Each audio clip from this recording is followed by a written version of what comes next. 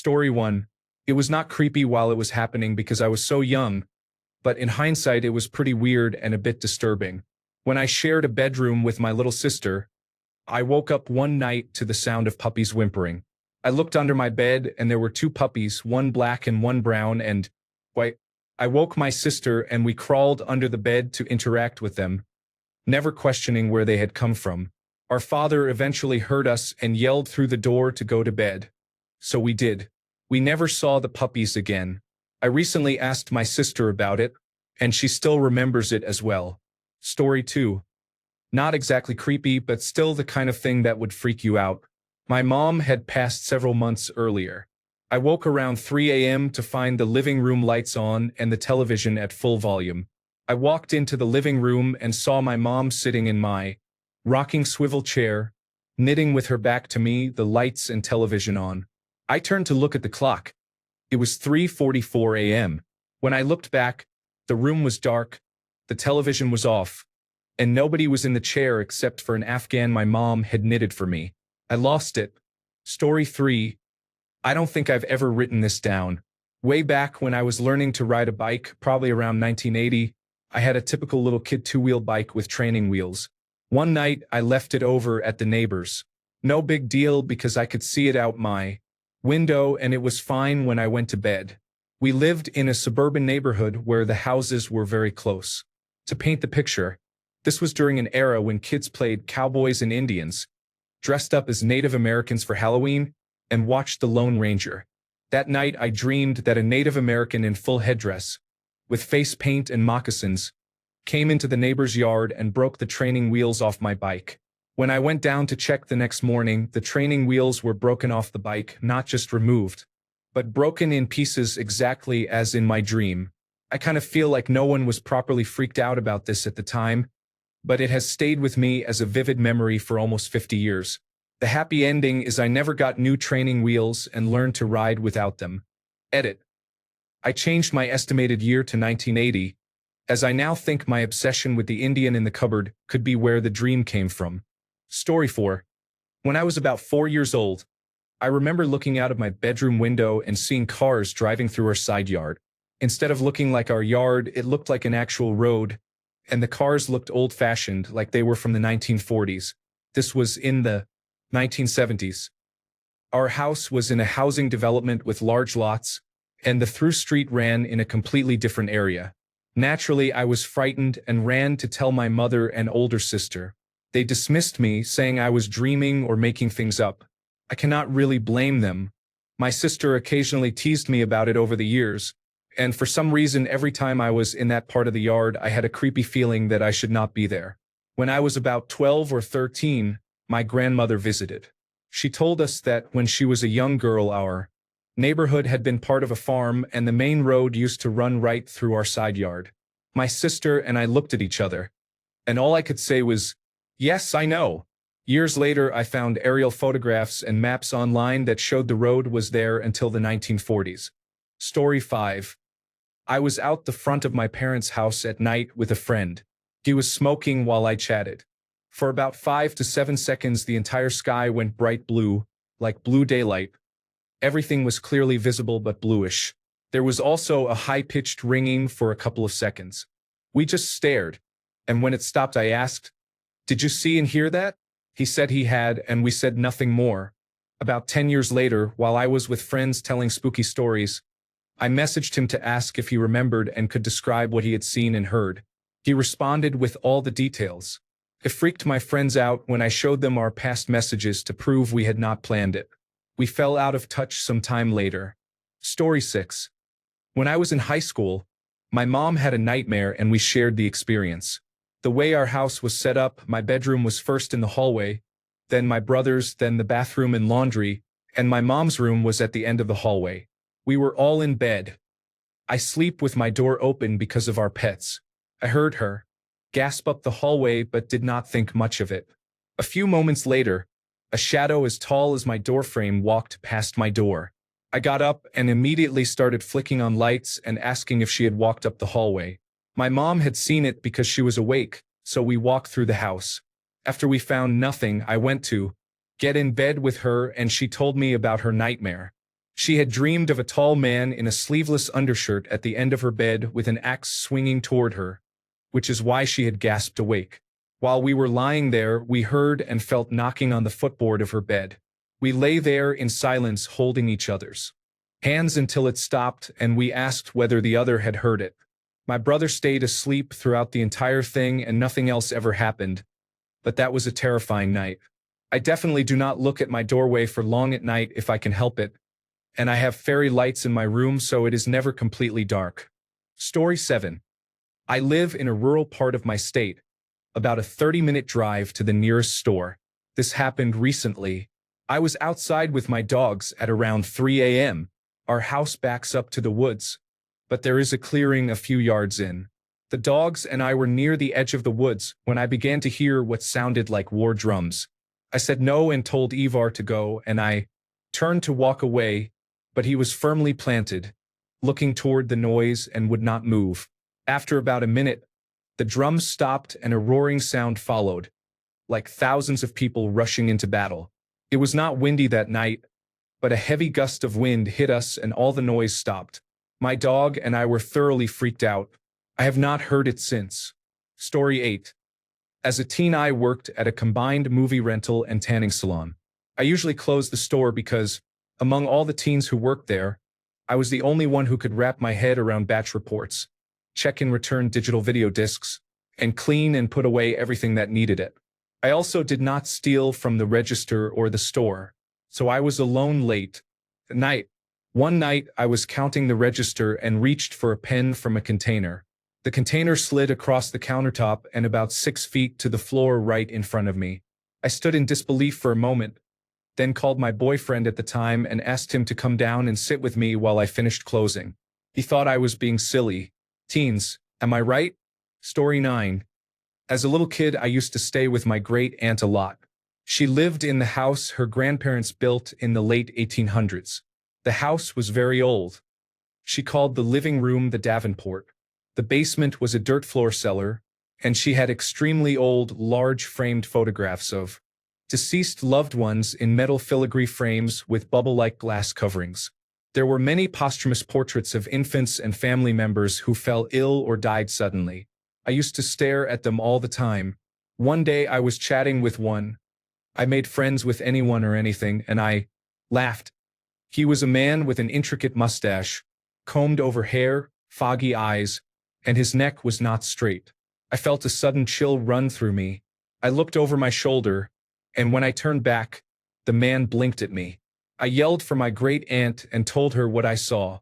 She laughed and said, "He had always been lively, even after he died. He never blinked at me again, but I swear the lace bonnet on one of the baby portraits would shift. Sometimes the lace was up and perky, and sometimes it would fold down over the baby's face. It was never bad energy, just lively past relatives." Story 10.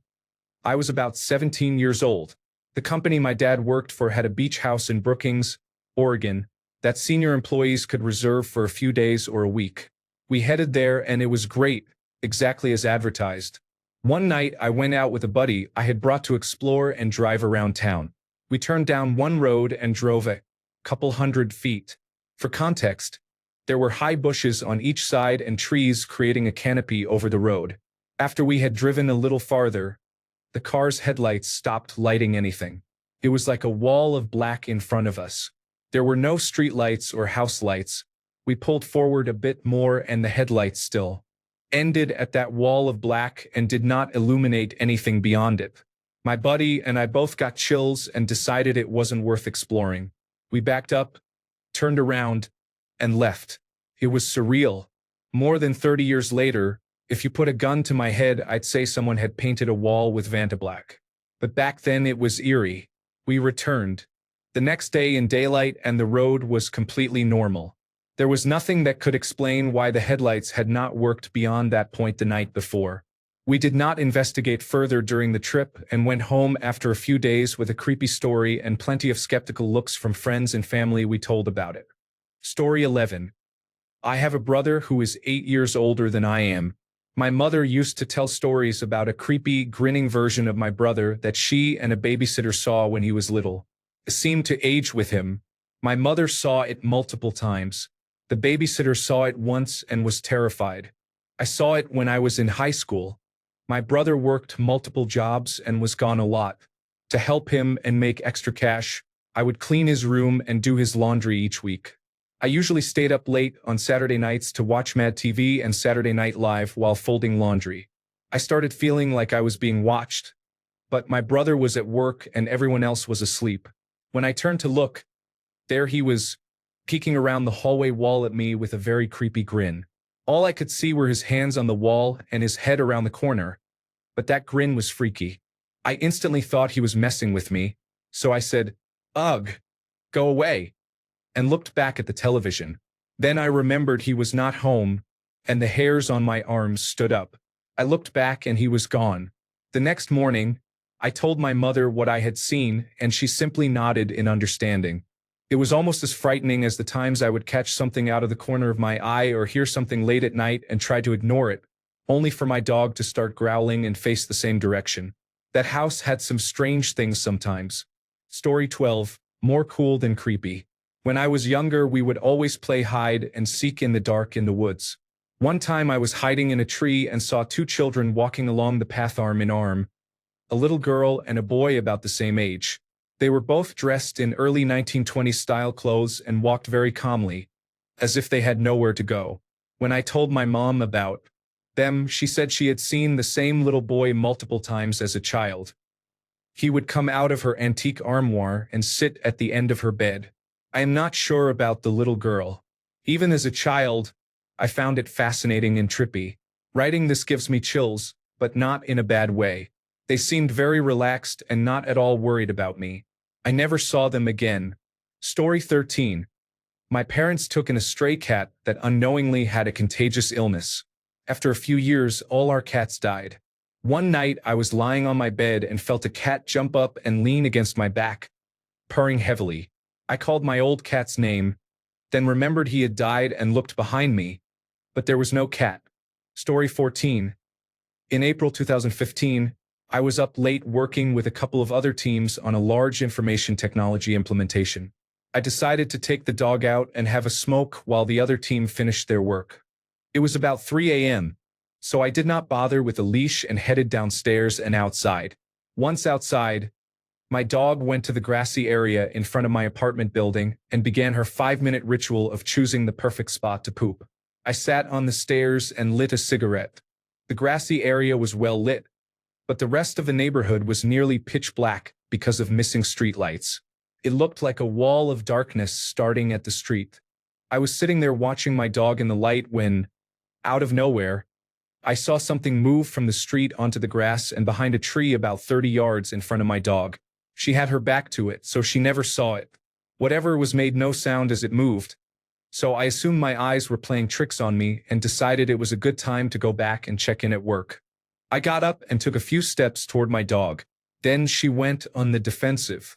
Her hackles rose, she started growling, and her body went completely stiff. When I reached her, she was fixed on a tree in front of her, just staring and growling. It was the same tree I had seen something move behind. I tried to get her to follow me or even look at me, but she was focused on the tree. I assumed she was just reacting to a perceived threat, like she had before when she found a new sign at the park. I did not want her to spend another 5 minutes figuring it out and barking aggressively, waking the whole neighborhood. I remember leaning down on one knee to talk to her in a soft voice. As I knelt, I looked toward the tree and saw it. It stood in front of the tree, about 10 feet tall. It had a human-like figure but was far too skinny to contain any noticeable mass. It was black from head to toe, and in the light it looked almost like a two-dimensional stick figure that had jumped off a notebook page, with no discernible features. I froze. My dog went quiet. For a second or two it was just the three of us staring at each other. Then it moved down the street in the oddest fashion, more like gliding than running, almost like the motion of a cross-country skier. It made no sound as it moved, and a moment later it disappeared into the dark. My dog relaxed after that, and we headed back inside. Story 15. We had a community pool when I was growing up. My sisters were older than me, so I always found other kids my age in the pool to play with. One day, I noticed a girl my age who was with her dad. She was wearing arm floaties and started yelling happily something like Appalaka Appalaka as she approached the pool. She jumped in right next to me and never came out of the water. She and her dad were gone. I still think about it to this day. Where did they go? Story 16. I have one. I share it every few years hoping someone else had a similar experience, because I have not met anyone yet and it was really formative. I was about 9 years old. We were visiting my mother's parents and stayed overnight. There was a storm that night and the thunder woke me. Between flashes, I could see a weird greenish glow coming from the hallway. I got out of bed and, being clumsy, I bashed my hip against a small table in the cluttered, unfamiliar room. I later woke with a large bruise to prove it. I reached the hallway and realized the glow came from the room across the hall where my mother was sleeping. At the doorway, I could see what was glowing. A giant, 3-foot-tall old woman's hand from the wrist up. It was not moving finger by finger, but rotating slowly as a whole like a sculpture. My 9-year-old brain could not fathom what I was seeing. I just gaped. I watched it rotate and took in the details, frozen in fear because it was so strange. I could see the paper-thin skin, the veins winding their way up, the deep nail beds. It was made of a faint, sickly, luminescent light. It was not exactly translucent, but night vision makes things grainy. This was double grainy. That may not make sense, but it is the best way I have to describe it. I finally started hoarsely yelling for my mother. She woke up. Her bed was across the room under the window, so I would have to run past the thing to get to her. She did not seem to see anything and called for me to come to her. I gathered my courage and ran past. It did not react and kept rotating. She pulled me into bed and almost immediately went back to sleep. I continued staring at the giant thing invading my reality until I drifted off. In the morning, I had a large bruise on my hip. My mother was convinced I had been having a nightmare. She remembered me waking her and climbing into bed but swore she saw nothing. I never figured out what it could have been, but it terrified me as a child. Story 17. When my sister and I were very small, we used to wave to a construction worker through the kitchen window while our mother fed us. He always smiled and waved back. My mother kept asking who we were waving to because there was nobody there. I remember getting frustrated with her because she thought we were lying. This happened often enough that I can still remember him, even though it was over 30 years ago. It wasn't creepy to us back then, but now I think we were waving to a ghost. Story 18. It was not creepy per se, but it was definitely unexplained. I was riding shotgun with my family through a densely populated area in Central Florida during broad daylight when I looked out the window and saw a group of 6 or 7 people dressed in what appeared to be colonial or possibly Amish clothing, standing on the narrow strip of grass in front of an open Burger King, digging a hole with a shovel.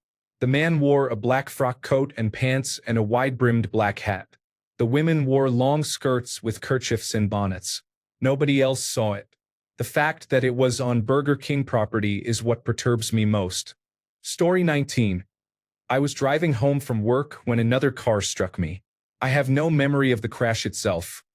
I only recall waking up on the side of the road. As I lay there, I noticed movement in a stand of trees a short distance from the road. I could not make out anything at first until it stepped into the beams of my vehicle's headlights. It looked like a werewolf with black fur, no visible ears, and a wolf skull for a head. The creature walked to the other car and seemed to search for something, but when it found nothing, it came to my vehicle. When it saw me, I could see its eyes light up.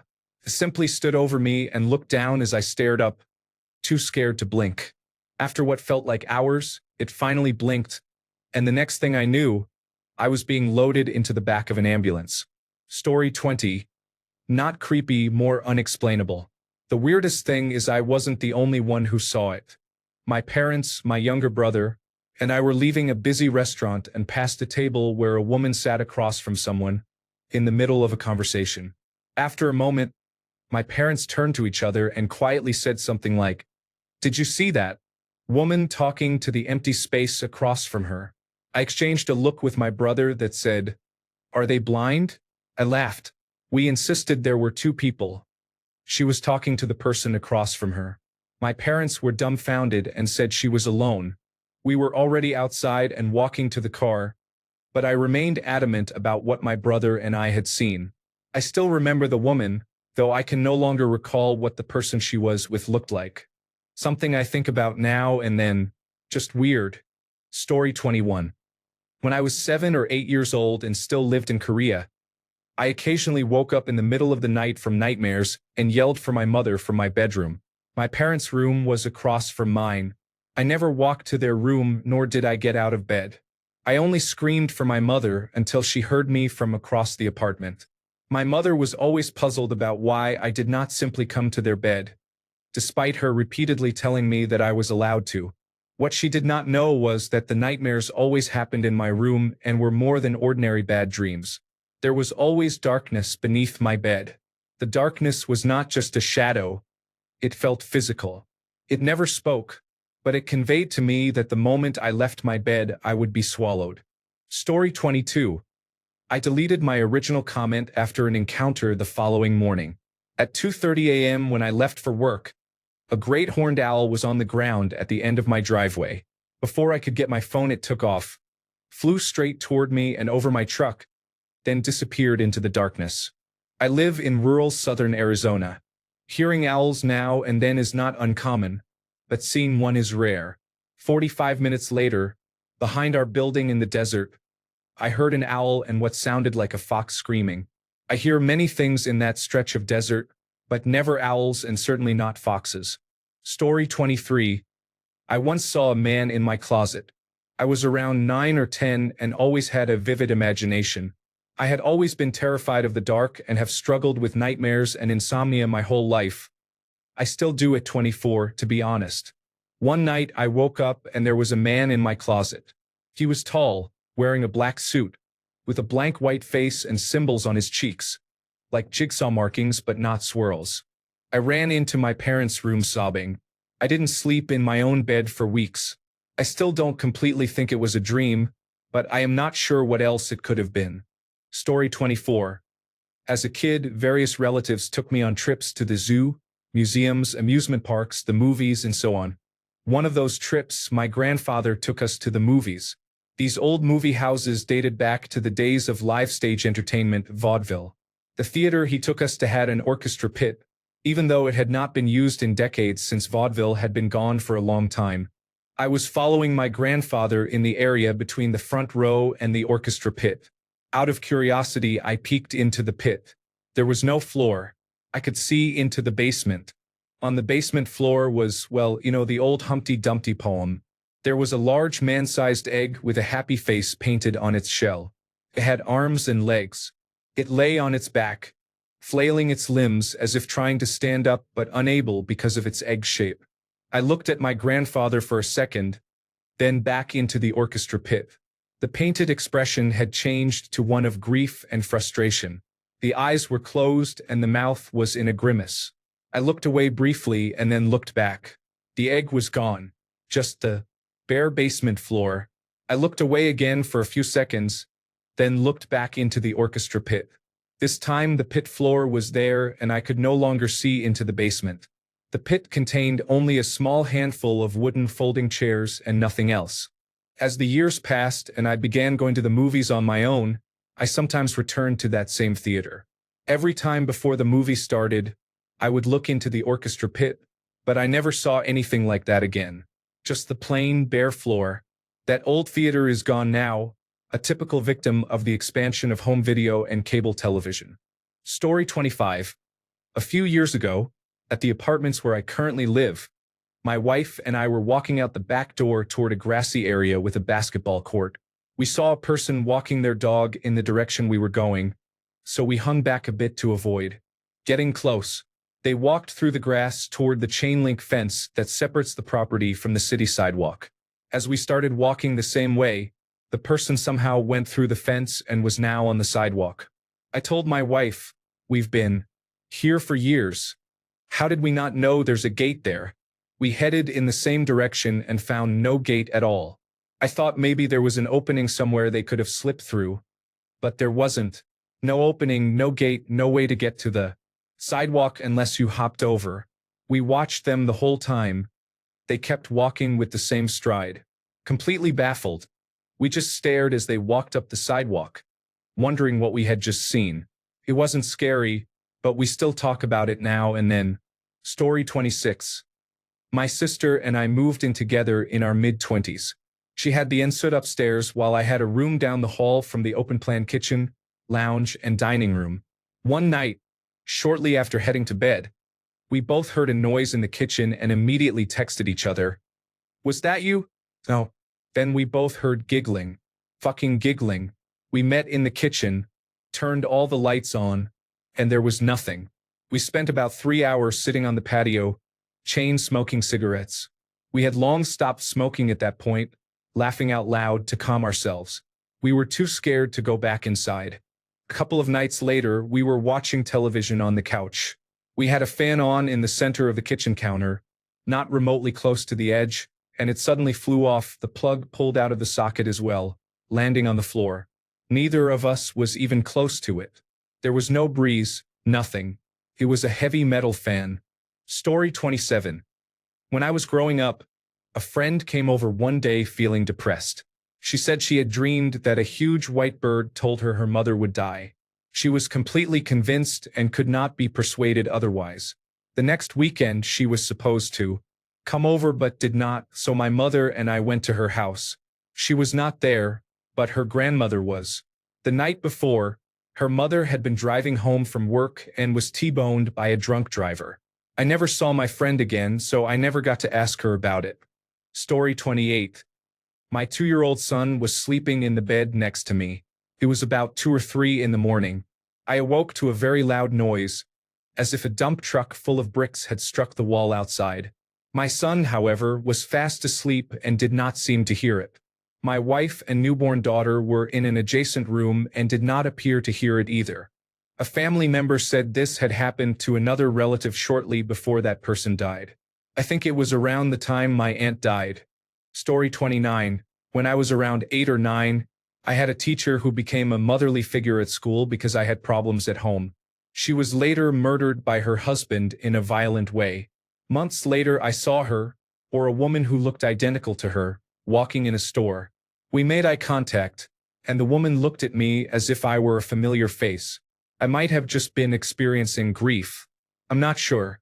Story 30. Something went on for months that I still cannot explain. I lived with my mom at the time and was probably 15 or 16 when this happened. I had always loved horror movies and was interested in anything spiritual, but I never truly believed anything could happen. At the time, I had a single bed pushed into one corner of my bedroom. One night, I started seeing a girl appear as I was falling asleep. It would start whenever I closed my eyes. I would see this girl kneeling in front of me at eye level. She had her eyes closed, but I still felt like I was being watched. It happened for about a week, before I started feeling really uneasy, and as I fell further asleep, this girl became less clear and seemed to move into the opposite corner of the room. She did not physically get up and move, but I felt her presence become more sinister and dark, and that corner of the room felt pitch black even though it was opposite the window. I tried to tell my mom, but she did not want to know anything paranormal. I kept it to myself and coped with less sleep than usual. Then 2 really unsettling things happened. One friend came over after school with me to grab something from my room. We were standing at my bedroom door. She was in my room and I was standing on the upstairs landing, and she started crying, terrified. She said, "There's something behind me." I had not mentioned a single thing to her, yet she told me she felt something standing right behind her, breathing down her neck. I stayed at her house that night and had friends over the following night to try to get over it. When I had friends over, 2 of us shared a bed, sleeping head to toe. In the morning, I asked how she had slept. She is very spiritual, for your information, and she said she had seen a girl in the room and it had kept her awake for a while. She was totally unfazed, and when I asked her to explain, she described exactly what I had been experiencing down to the smallest detail. I was terrified. She then told me that if I was uncomfortable, I had to tell whatever spirit I was sensing that I was not afraid and to leave me alone. It was an absolutely terrifying idea, But that night I video called every friend I could and shouted that I was not scared and that they should leave my space and let me be. I never experienced any discomfort in that room again. Story 31. My ex-wife and I threw a party and invited a few different friend groups. At one point, two roommates were talking about how they thought their attic was haunted and wanted to use a Ouija board, but their third roommate was against it. As the party ended, they invited me, my ex-wife, and a third friend they had met that night to play Mario Kart and finish the night. They brought up the Ouija board again and decided to go for it because their other roommate was out. I didn't touch the board but watched. I don't trust them. They used it 2 people at a time. They didn't get results when the men used it, but when my ex-wife used it, they got answers. The answers were the same regardless of who she was paired with. Many of the answers did not make sense until I noticed the letters were being mixed up, as if the person had dyslexia. She was able to spell a first name, said she was born in Canada, could not give an age but said she was young, and said she had died from rape. After the question about death, the answers stopped making sense, becoming random words and then a repeating series of numbers. I told them to ask if it was still the girl or something else.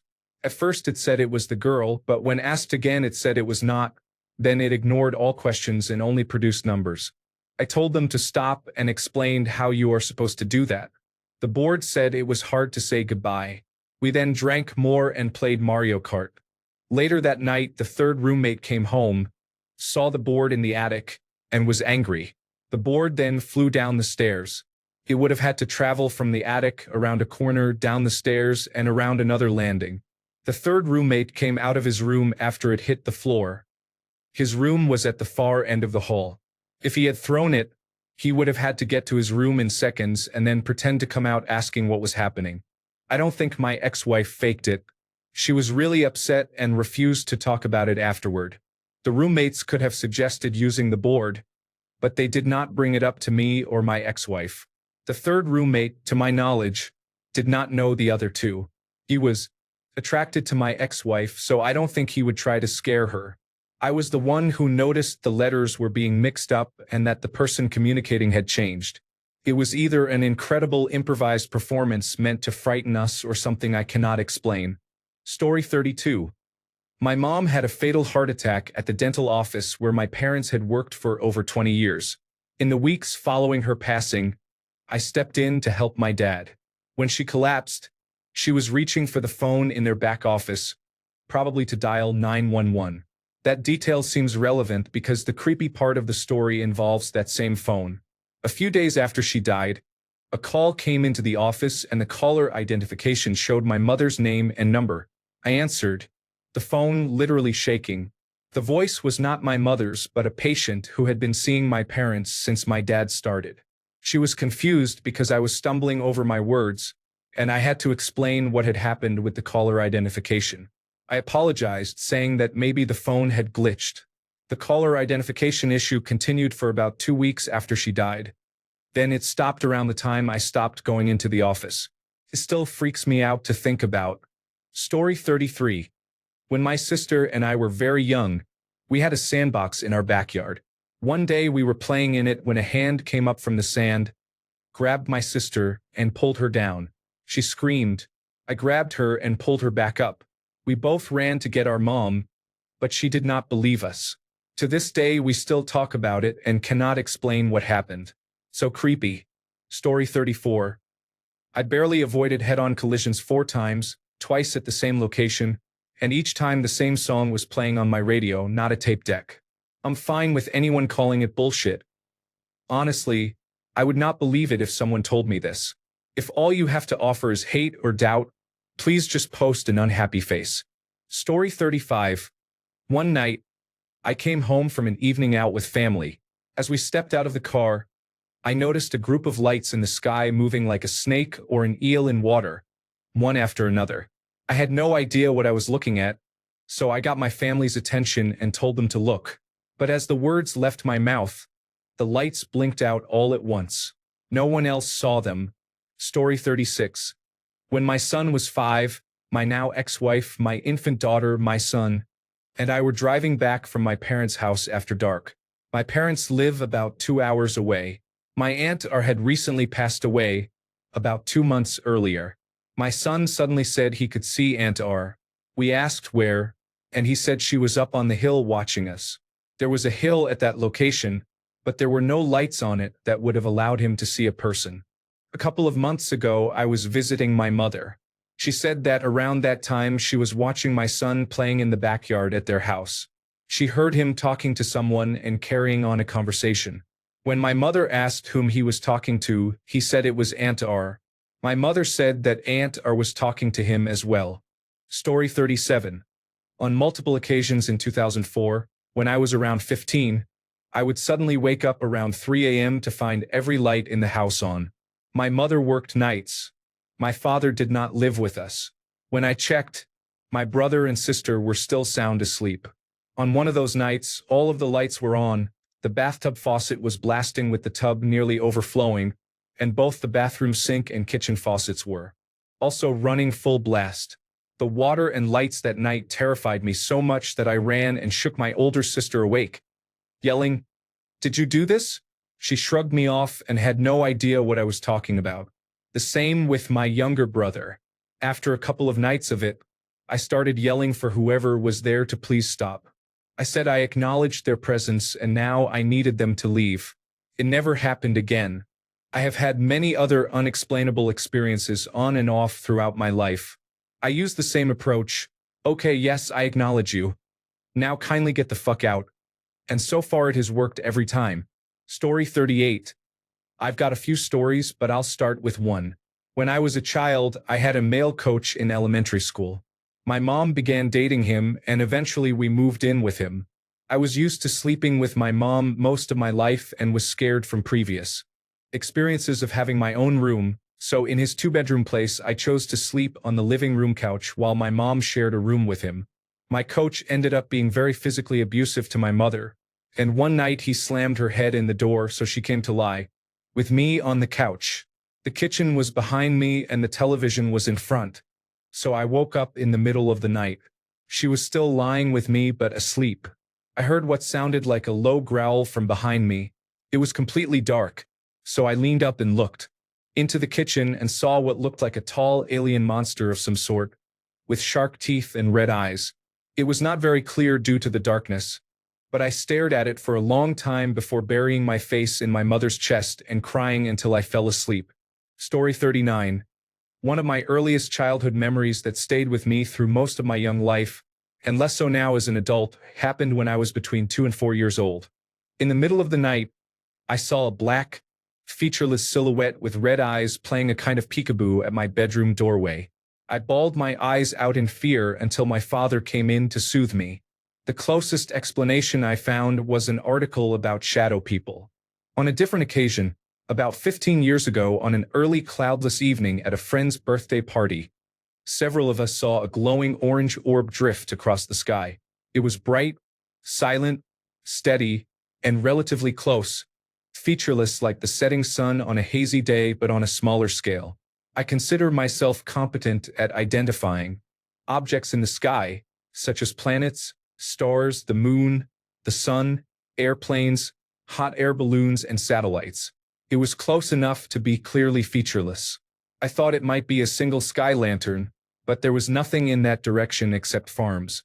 It was moving westward, and the prevailing winds here are from the west.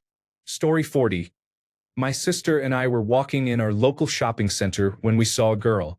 She had red hair and dark blue eyes, but what was creepy was her smile. It was wrong, like the smile in that Truth or Dare film. The energy around her was off. When I looked at her, the rest of the world became muted, and she had a dangerous aura that drew and held your tension. Everything in me screamed to act normal and pretend I hadn't seen her. I remember her gaze raking over me as I walked past. I think she knew I had noticed because I turned around, pretending to brush something off my shoulder, and she turned back to face forward. I asked my sister if she had seen her. She said she had and had noticed something off. It was strange. The vibe I got was that it was her first time being around people or acting like a person. The weirdest thing was that everyone moved around her as if they did not notice her. No one did except my sister and me. I haven't seen her since. It's been about 10 years. Story 41. I was in graduate school, my first Master of Fine Arts, and contemplating switching my focus from the conflict in Ireland to women's issues in the modern world. At the time, I lived on the Falls Road in West Belfast. One night, I went around checking that all the lights were off, and for once the cats were not with me. Normally, they run around my ankles and trip me up. This time, they were under the bed. Cats are weird. When I went downstairs to pull the living room curtain, I froze. There were hundreds of people outside, some covered in blood, some with babies, some with horrific injuries. My mouth fell open and I closed the curtains. After several deep, calming breaths, I peeked through again. Nothing. This was well before the days of video doorbells, so I could not even check with my neighbors. I did not change my concentration. My book is now held in Magdalen College Library, where it educates a new generation on Irish history. I did the right thing for myself and for those poor people. Story 42.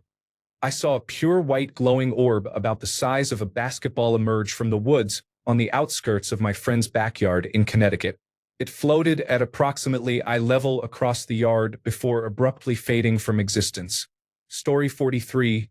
One time I was sitting and watching Friends. I have watched that show too many times to count. This was when it was airing as a rerun on television. And suddenly 3 girls, demons, or ghosts appeared on the screen and I freaked out. I cannot explain the icky feeling it gave me. Panicked, screamed, and had a deeply creepy, unexplainable sensation. My mother and sister did not really believe me, but my mother could tell I was afraid. To this day, I have no idea what I saw. My husband says it was probably a Halloween prank shown on national television. But it was not Halloween. Story 44. I have a little creepy story. I remember being about 11 or 12 and was out cold on a school night when the faint sound of crying woke me. I have always been a light sleeper, so I immediately jumped up to listen. I put my ear to the door and could hear sniffling and crying. I opened the door and found my little sister, 6 years old, sitting on the floor crying because she had seen demon ghosts flying around her ceiling fan. I let her sleep in my bed. The next morning we told our mother, and the look she gave us was like she had seen a ghost herself. She then said my grandmother had called that morning to say our male cousin, who was the same age as my little sister, had the exact same dream, was scared, and had slept in my grandmother's bed. Story 45. When I was 14, I lived with my father, stepmother, and baby brother in an old tan stone farmhouse. One night my stepmother, my baby brother, and I were in my parents' bedroom waiting for my father to come home. The front door was directly below us and had a wooden storm door and an inner wooden door about 3 inches thick. We heard both doors open and close and assumed my father had arrived, but we did not hear him come upstairs, so I went to the front window to see if his car was there. It was not. My stepmother is usually unshakable, but she locked the bedroom door and would not let me leave until my father finally came home about an hour later. It still scares me 30 years later. Story 46. I never got to say goodbye to my childhood dog, who passed away 2 years ago, and it always made me upset. A month or 2 ago, I woke up in the middle of the night to see him at the foot of my bed. I looked at him for a second before he jumped up on my bed and lay down. I was able to feel him there until I fell back asleep. I know it was most likely a dream, but I remember waking up with hives the next morning. That always happened when I cuddled with him because I am allergic. I like to think he came to say goodbye. Story 47. Sorry, I can't assist with content that sexualizes a minor. It was the 1980s. I was about 23 and trying to sleep one night, but I couldn't because my parents were in the living room watching Lonesome Dove really loudly, and the soundtrack made creepy noises that scared me. I lay in my new bed, a twin mattress that perfectly fit into the room's former closet. It made a little nook that surrounded me on 3 sides. I had taken off my pajamas in the summer heat. Suddenly, a really weird-looking snake slithered up the wall between my mattress and the back wall of the nook, flopped over and landed on my belly, jerking around a bit while I watched in frozen horror. Its skin felt clammy, and my stomach was sticky where it touched me. After a few moments, it retreated back behind the bed. I gathered my courage and ran to the living room, but I couldn't even begin to describe what I saw, and I knew my parents wouldn't believe me. I just told them I had a bad dream. The memory has stuck with me ever since. Years later, with adult knowledge, I finally understood why the snake looked so strange. It wasn't a snake at all. It was a penis. Story 48. There were 4 of us at a truck stop Wendy's. It was very late and we had few other places to go at that age. I sat across from a girl when someone passed the table behind her. She noticed because the person passed by very close and quickly. He had vanished. By the time he was a step past the table, she looked at me and asked if I had seen that. I said I had and was visibly confused. We were the only 2 who saw him. The people next to us saw nothing. I don't think it was supernatural, but I have no idea what we saw. Story 49. I have another one, but it is more my ex's story. We were in bed one night when he started kicking wildly and saying, "No, stop. Go away." I woke up terrified and asked what was happening. He said there was someone at the end of the bed with a bat. My heart dropped, and I was so scared I did not even reach over to turn on the fish tank light beside the bed. After a while I was still frightened, but since neither of us had been hit, I turned it on. Nothing and no one was there, but the moment the light flickered on there was a massive slam from a window in our house. We locked the window and cuddled for a long time, sleeping with the fish tank and bedroom lights on. My brother and I used to remove our fly screens and sneak in and out so we would not wake my mom, so it was likely him. He denied it, but we all loved scaring each other. There was no chance my ex was in on it. His face went white with sweat and horror. We would have changed the sheets if we had not been too terrified. Story 50. When my son was 2 years old, we lived in a house where every room had an interior door, including the living room, dining room, and kitchen. The doors had handles rather than knobs. My son was napping and I was in the living room with the door closed, sitting at my desk. The desk was directly next to the door. While sitting there, I watched the door handle fully depress, as if someone were about to open it. Then the handle rose slowly, and the door did not open. I assumed my son was being cheeky and got up to open the door myself. No one was there. I checked on him immediately. He was sound asleep in bed. His room was at the opposite end of the house and on a different floor. Thanks a bunch for sticking around till the end of the video. Remember to subscribe, and until next time, stay awesome and goodbye.